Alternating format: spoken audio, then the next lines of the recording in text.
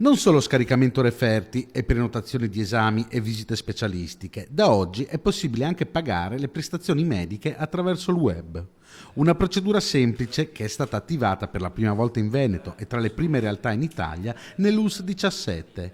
Il pagamento attraverso bancomat o carta di credito avviene utilizzando il portale della regione MyPay.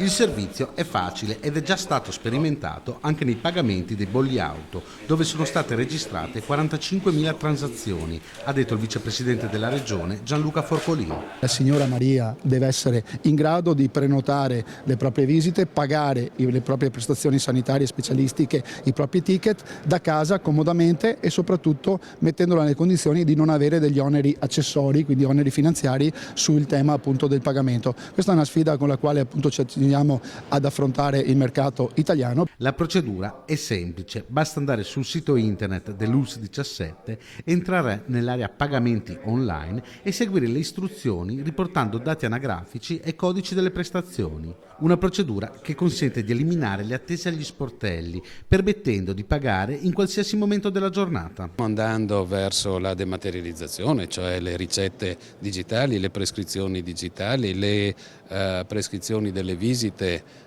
digitali, si completa il ciclo anche attraverso i pagamenti. Pagamenti che possono essere fatti su qualsiasi riferimento bancario con grande semplicità accedendo al nostro sito.